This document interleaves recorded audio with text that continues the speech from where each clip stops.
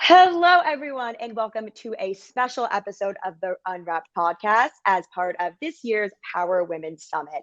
I'm one of your hosts, Emily Vogel. And I'm your other host, Andy Ortiz, and we are back, and we're back at it, and we're crushing it. Ooh, and I just hit my mic. That's because I'm so excited because we are at the Power Women Summit. It's that time of year, the most wonderful time of the year. Emily, how's it going?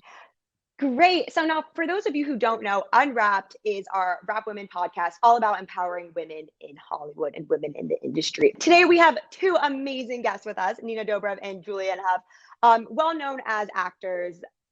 Andy, they're in some of our favorites. They are. They're well known as actors, well known as multi-hyphenates because they do. That's kind of the trend of guests that we have on UnWrapped. They're always multi-hyphenates. So it always makes me feel really bad about how little I'm doing. But Nina Dobrev, of course, you know her from Degrassi, The Next Generation, and Vampire Diaries and the originals. And then Julianne Hough, you probably met her on Dancing with the Stars, but I love her so much in Rock of Ages. She was also in Footloose and in Grease Live recently. She was incredible. These women, they're just rock stars, and they're here and they're talking to us because somehow we tricked them into thinking we're cool. No, we didn't trick them. We know that we're cool.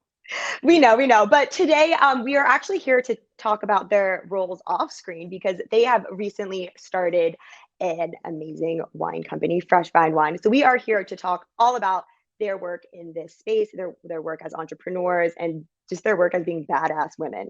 So, Genuinely. Andy, yeah, let's bring them out. Let's get it going. Are we ready? Are you ready? Nina and Julianne, welcome to UnWrapped. Thank you so much for being here with us. As always, we like to start our podcast by asking very genuinely, how are you doing today? How are things?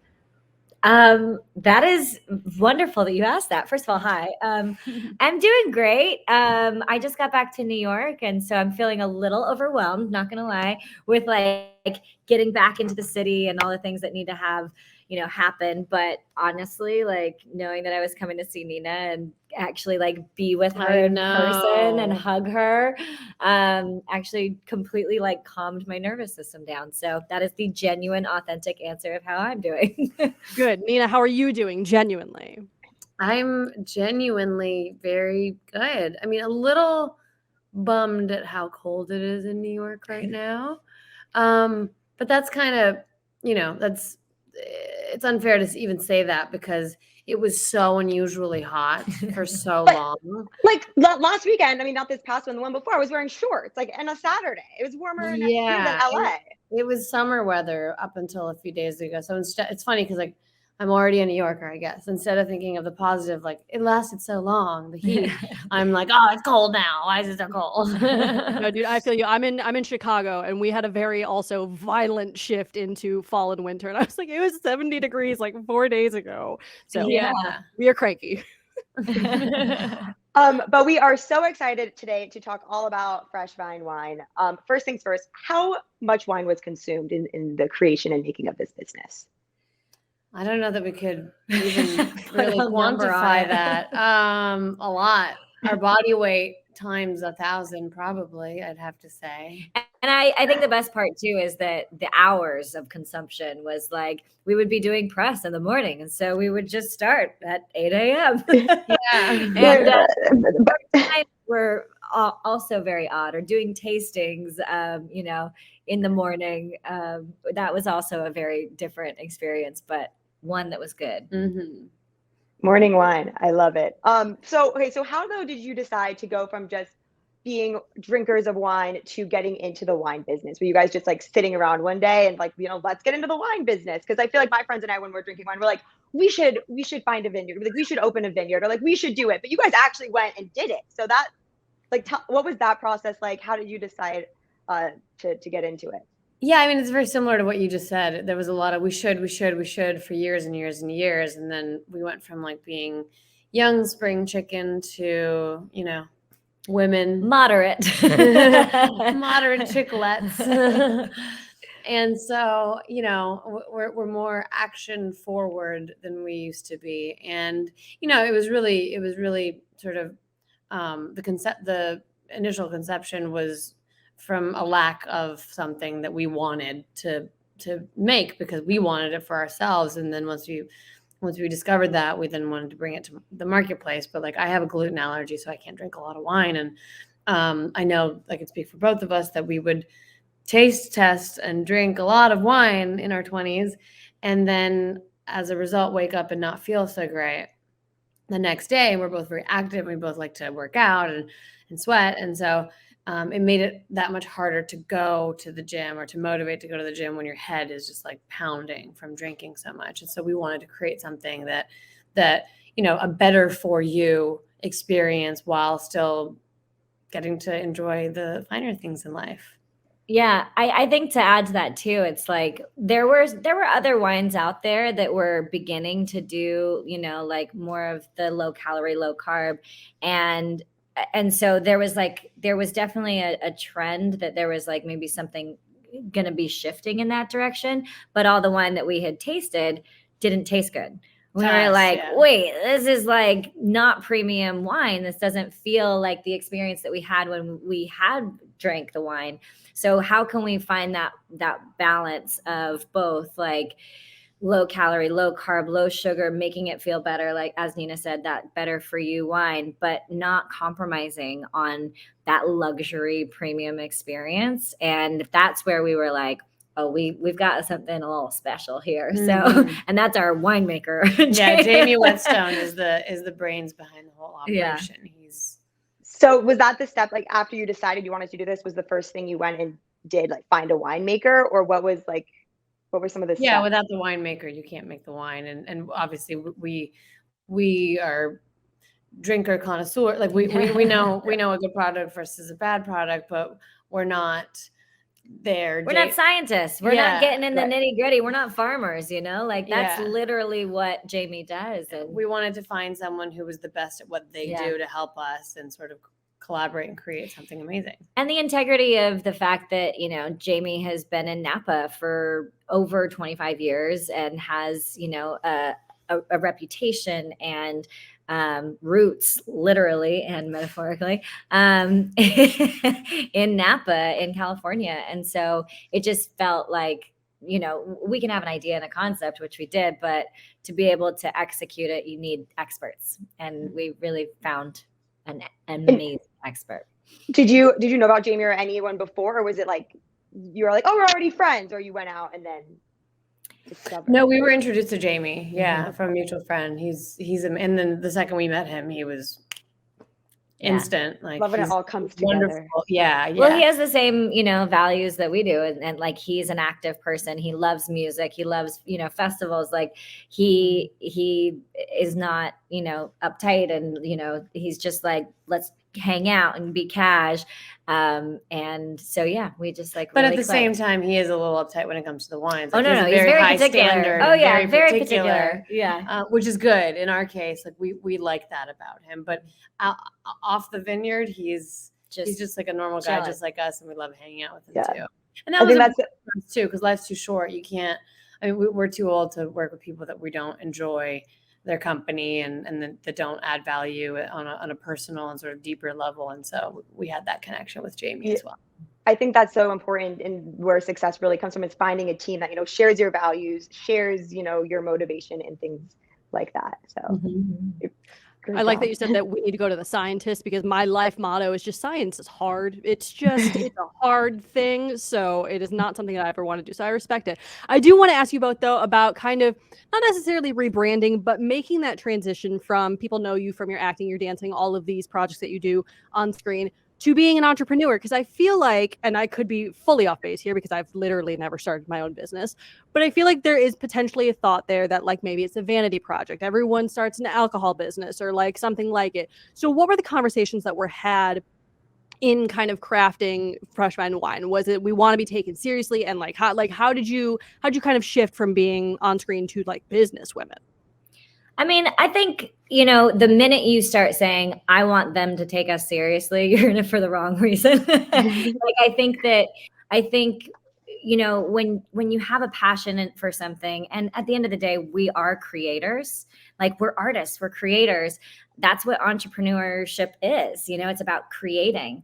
We, and especially entrepreneurs and leaders, especially, they don't necessarily do every single job, but they have vision and they find the people to execute it. So as far as, us transitioning into a new category of profession, it's not that far off because we're creators. Yeah.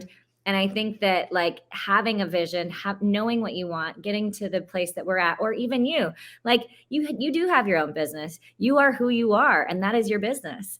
And you create, you have goals, you have milestones that you want to get to, and you have vision. Mm-hmm. So I think, I think to look at it that way versus like, we don't belong in this category, or, we're going to try to belong or get taken seriously. It's like, no, we just want to create something awesome and do it really, really well, and then let it speak for itself. And I think that was our approach from the beginning. And fortunately, I feel like, we've got like amazing, like our distribution, like the people that are picking it up, the people that are tasting it. How about that? Like, how about our consumers love it, So it's kind of like, just knowing what the vision was from the get-go and staying true to it, that we've done that with our careers, our whole lives. And so even though it's pivoted many times, I know for me, I've pivoted many directions in my career, but there's always a through line of like belief, goal, intention, and vision. And that's exactly what this was. I love it. And I want it on record. Julianne Hough told me that I have my own business. I'm my own business. So like, that was a confidence boost I didn't know I needed today, but I thank you for it because it felt great. I also want to ask though, obviously, with our podcast, it's all about empowering women. Just talk about being two women in this industry. You're starting a business together. You go in and you've got this incredible wine and it's for everyone. Just, I mean, how was that aspect? Just being, obviously, I guess you can kind of speak on it in your whole lives, just being two young female creators and building this beautiful thing for yourselves. Just being two women in the industry and how we. Yeah. I mean, it's a learning curve. It's every day is so different. There's a lot of hurdles that we are faced with every single day. That's just sort of being a woman, though, I think. It's just existing. Yeah. That's just existing as a woman. And what's been so fun about, I don't want to like generalize, but I feel like as women we can do multiple things at the same time. Our bandwidth is a lot bigger, and especially before you have kids, like we're still operating as like these are our babies. Our wine company is our baby. The projects we're producing as in the film industry are our babies. Like these are like. And what's been the most exciting for me, and I know that Julianne shares, she mentioned that she's like pivoted a lot throughout her career. Like what's been so interesting and fun is to keep that variety as an artist, no matter what kind of art you decide to pursue, keeping things fresh and learning. Like this has been a huge learning curve for both of us. It's one thing to have a vision, and then it's another thing to figure out how to execute it. And there's been so many things that we didn't know that we've learned along the way that will then apply to whatever the next thing is, and keep honing in on this venture currently. And, more than anything, it's just been really fun. And especially during COVID, when the entire industry, our film industry, stopped, the fact that we were already percolating and had this other thing, but it was like sort of on the back burner because we were so busy. All of a sudden we had all this time that we could dedicate to it. It became so exciting to like, to really like sink our teeth into it and really have the time to dedicate to it. And, and it's another reason why we sort of soft launched it without our names attached to it. Just to go back to your last question a little bit, like we put it out there without telling anyone that we were involved, to sort of get market research and sort of hear from the consumers and get their feedback so that we could make it that much better before we even sort of told anyone. And so that's been really cool. I don't know if I answered your question, but you absolutely did. Okay. You're absolutely crushing it. And what I latched onto there was during the pandemic, you guys went out and made a whole business, and I got a dog. So like we did different things with our free time is all I'm saying. Hey, we both put love into it. Yeah. Yeah. Your dog's your baby, business babies. Exactly. Our children. Yeah. So I want to go back to talking a little bit more about the wine. I love how this wine is for a person who has an active lifestyle and is in this better for you category. What about this wine makes it better for you per se Goes than into other wines? Well, we have a bottle right here Oh, that we look what I found. you with. Well, obviously, like it's on the back of the label, which is why I was showing you the bottle. But yeah, it's lower carb, lower sugar.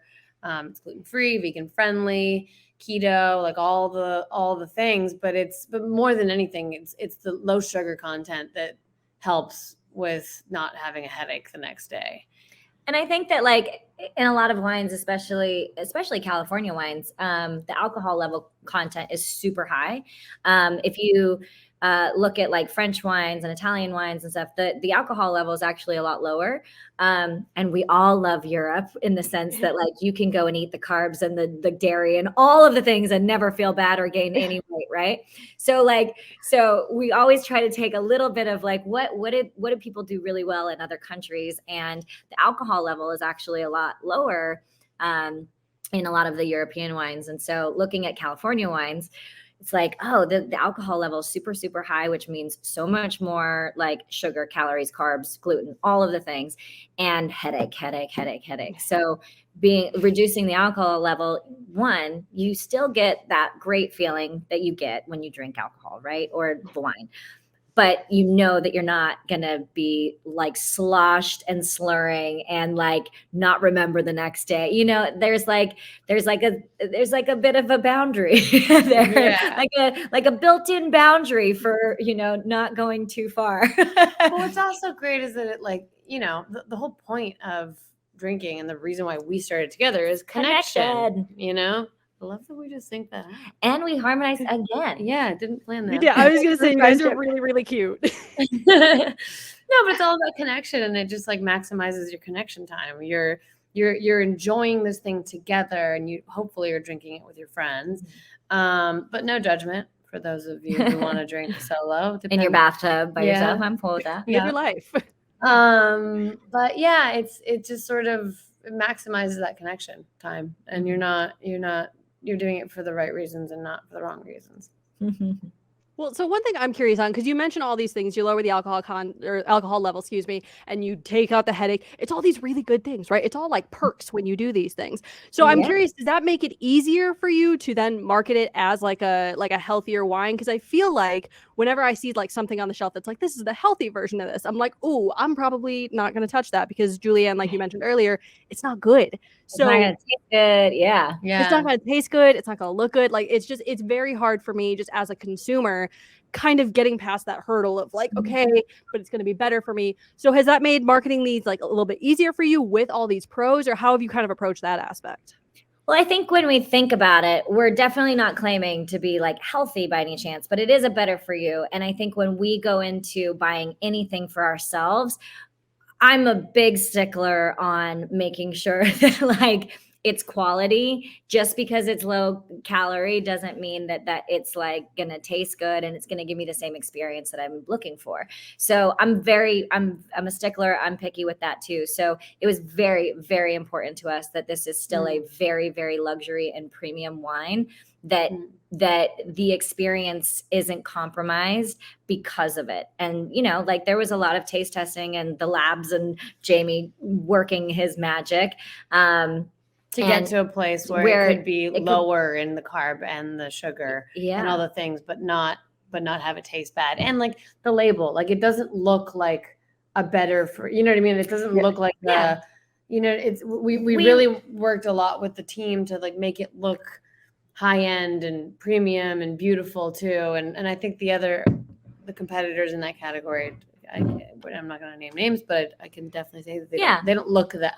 They don't look premium and they don't taste premium. So I know for me, sometimes I look at a label and if it doesn't like grab my eye, then I'm like, that doesn't feel good to me. So yeah, like marketing is really important. And, storytelling, it's about our story of like how this was created and like our belief in it. And, we want to live a life of integrity and not try to like, schmooze anybody into something that's not great. Like we really believe in our product and we love it. And And I think a big part for us too was that we wanted it to be accessible enough while still being aspirational.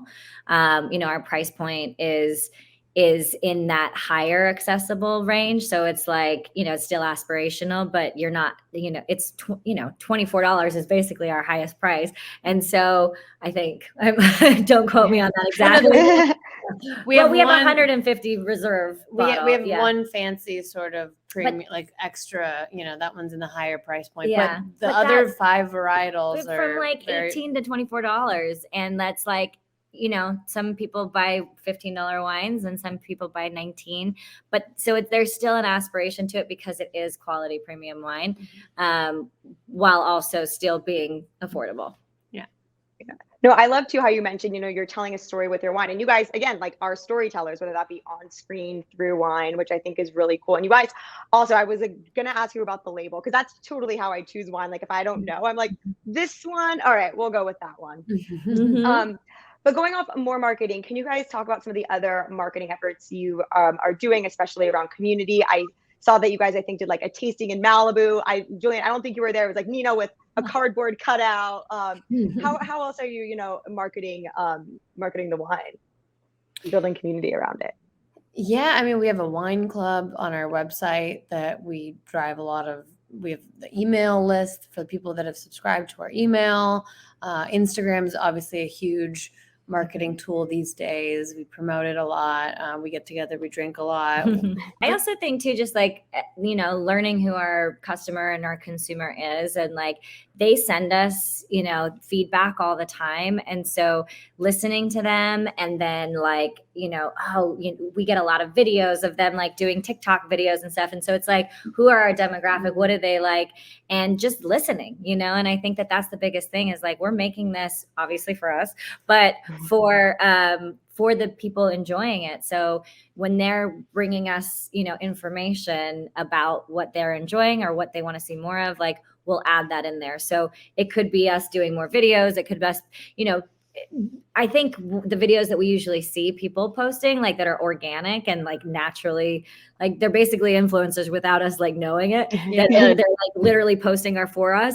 Like, I'll watch it and send it to Nina and be like, oh my gosh, we should recreate that video, because they're clearly fun, loving, like-minded human beings that we have shared interests. So clearly, like, we're hitting the same mark of like demographic. It's usually two best friends like doing together. So but I wouldn't say that our demographic is limited even there. I mean, no, that's what's so great about for some reason we thought it would be more tailored to just our our age group, but it's been all over the board, which is incredible. It's been all ages.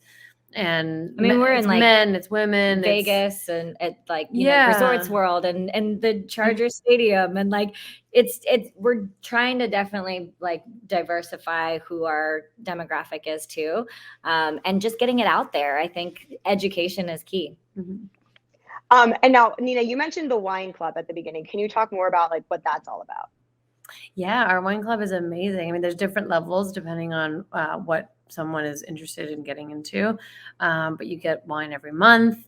You get like a shipment that automatically comes to you depending on which one you opt into, and it's really fun to sort of, and then they get like special updates on the wine club website. Like, if you're part of it, we'll send emails with special things that only they get, so it incentivizes people to be a part of that community because they get extra access to us in a way that you wouldn't otherwise.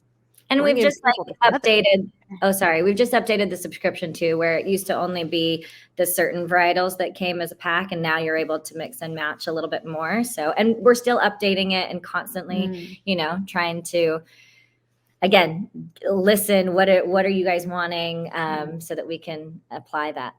So I'm like gonna go sign up your customers. Yeah, we try. Like everyone in my family is getting wine club subscriptions now for the holiday. Yeah. Emily's going down the list like, all right, that's settled. Great. We don't have grandma or sister. Hilarious. Well, okay, so we talked about this way early on. You mentioned taste testing. This is something I need to know about. Who taste tests? Is it like, do you guys taste test all of this? And I'm really, really curious. Have there been any that were like, the earliest version was like, oh, this is not good, we can't do this? Like, did you have a moment where you were like, oh nope, that's not the one? Yeah. I mean, and all of them at some point. I'd say like my most vivid memory is the rosé. When we flew to Napa on this one trip and had this taste test, and there was 4 or 5 different versions, and we didn't really even like any of them. We kind of had to go back to the drawing board. And you know, one of our biggest notes was we both really tend to lean into more of that French rosé. So a little bit more dry, less sweet, you know, more on the like very, very light peach color versus like a more red rosé. So, you know, we went through many different versions of taste that. testings. Yeah. Cause, and it's such a hard balance. It really is a very hard balance to sort of be lower in sugar and lower in carbs and like do all the things and have it still taste good. Like it is, like, I remember Jamie was like, okay, this one's what we're trying, you know, that we want this one to be, which is low in everything. But then we tasted it and we're like, no, it like made the inside of our mouth kind of taste funky and bitter, like a film. And we're like, what is that? And he's like, well, it's because this, and this. We're like, but how can we make it taste like this? Well, we can't quite do that if we're going to be integral to what we said. So there was a lot of going back and forth. Yeah. I feel like that's the best kind of science experiment. Like I would pay way more attention to chemistry and such if that was what the task was. You'd think so, but it's funny because the more taste tests you do, the less coherent you start becoming. When you're trying to describe what you're looking for, you're just like, so Jamie, the problem is I'm thinking that's because you're not spitting it out. No, I would drink them all. See, there's your next video, guys. Just do a video of your taste testing where you're drunk off your asses and you're like, this is not the one. This is not it. What's happening? Totally. Yeah. Well, we are going to get into a little bit of a game if you're up for it in just a minute, but I do have one more question for you, which I'm sure that the number one thing that you faced when you were getting into this idea was like, oh, you're mixing friendship and business. Like, that's going to be hard. There's always that concern, especially for women. I'm curious, though, have there been any moments, obviously you guys work so well together, you say words in sync and in harmony, so clearly there's that kind of chemistry. But have there been any moments where you kind of had to get real with each other and kind of maybe not put the friendship aside, but get real and honest? I have a question. Yeah. Why did you say especially for women? I'm curious.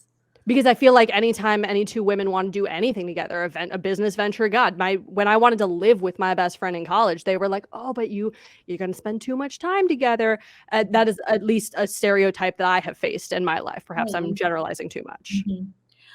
I think that like the one thing that I've been feeling more recently is like, because we're so busy and like we would in our spare time hang out as friends. Now when we're not hanging out as friends, we're hanging out working and doing Fresh Find. So like we've been doing this for a long time now. That kind of was like normal. And I think I texted you a couple of days ago. I was like, can we just hang out and like not talk about Fresh Find? Yeah, just the two of us. I was like, can it just be us? And like, I miss you. But it's a blessing and a curse. Like we don't even have to drink wine. I swear. Yeah. But that's literally like years into this, and we're so close that like we can have that conversation. You know what I mean? But I was also going to say too that because we were so busy, we also had that beautiful friendship where like 6 months would go by, 8 months would go by, and we like hadn't seen each other in person. And then the second we'd see each other, we would just like gel back in as though no time had passed.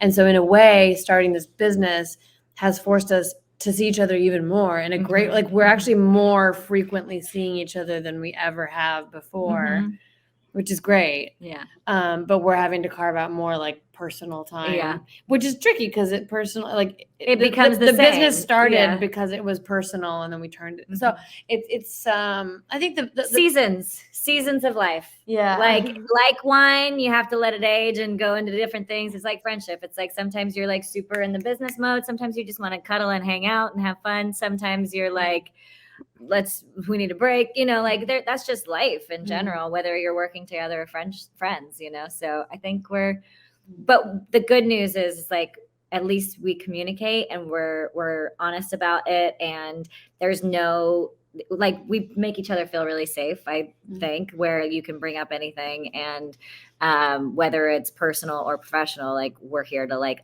work through it. and like make it better. So yeah. I love Yeah, it. and I'd say that like if we have any, obviously with any business, with anything that goes on, just friendship or otherwise, yeah, of course there's going to be things that happen. Always. I think our biggest challenge is, like we mentioned, our schedules are really, really busy. And what's been great, and we did have a conversation early on, I think it was you or was it Rihanna? Somebody told us that like Delegate. Yeah, like find out what you're both good at. Like one of you might really love finance and like numbers and things. Definitely don't. That's not me.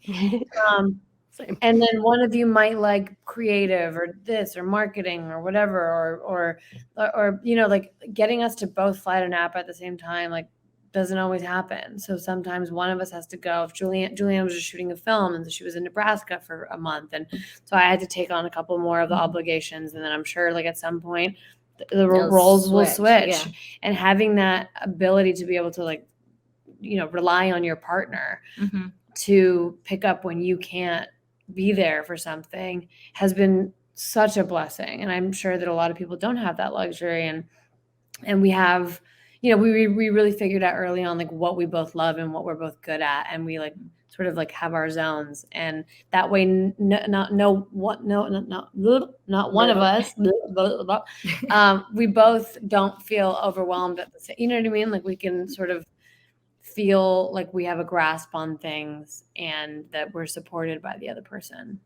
Yes, I love this. I love this supportive vibe. Right now, though, I'm taking control. We want to, me and Emily both, we want to test how in sync you are. We've got a rapid fire for you real quick. So we're going to present you with a series of situations, and we would like you to tell us what wine you recommend for the situation. Could be red, could be white, could be specific, could be rosé, whatever you feel. I like this. From your, if you're like this specific one, like the one you just had next to you, which one from your line? We're excited. Well, yeah, we're not going to talk about competitors. Get it together, Emily. All right. So first scenario, you're doing a game night with friends. What wine do you recommend? Ooh, game night always feels like fireplace to me. So I would go with probably Pinot. Yeah. Okay. All right. Next one. Day at the beach. Rosé. You guys really are in sync. Okay. We talked about a little bit earlier. Holidays are coming up. Holiday parties. Cabernet. Dang. Okay. You kind of already mentioned this a little bit. Cozying up by the fire. Cab. Yeah. Sorry. I was going to say Pinot, but it just depends. Yeah. Oh, we got our first agreement. Pinot's a little bit lighter, and then the cab's a little bit heavier. So it depends if like what the mood is. What vibe. Yeah. Okay. I was going to say too, holidays, we could do our sparkling rosé. That would be really good too. That'd be New Year's. Oh, wait. Let them ask. Oh, sorry. Hold on. You know what? I was going to ask New Year's, but then I was like, but that's for sparkling things. So there you go. You know my brain. Rosé Brut for New Year's. Okay. What about a stocking stuffer? Ooh, maybe the Sauvignon Blanc. All right. And then last one, bachelorette party. Bachelorette. I mean, Rosé. Yeah. Rosé for sure. Amazing. Okay. Well, anyways, we were almost out of time, but one final question before we end. What advice do you have for someone who is looking to get into the wine business? I think it's really helpful to have a partner. I think when you are a solo founder or a solo owner, you don't have the banter and like the challenging of a partner. And I think that's really important. I think hiring the experts to be able to, know what you're good at and then know where you need help, and hiring the right people.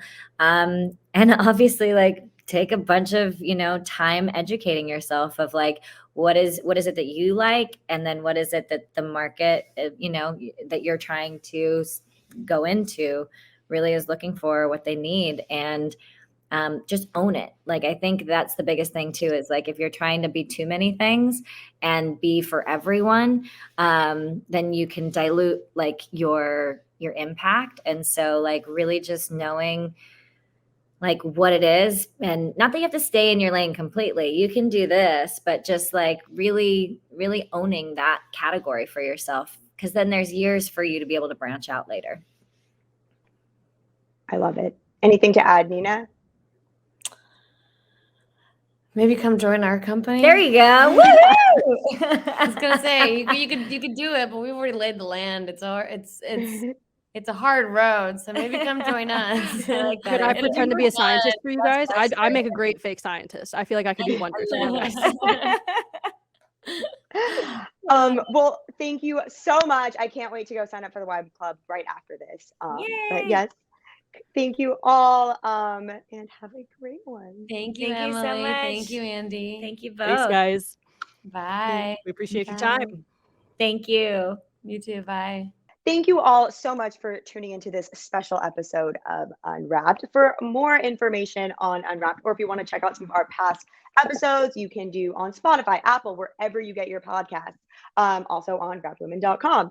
And be sure to please follow us on Instagram at WrapWoemn and on Twitter at TheWrapWoemn. Enjoy the rest of your Power Women Summit.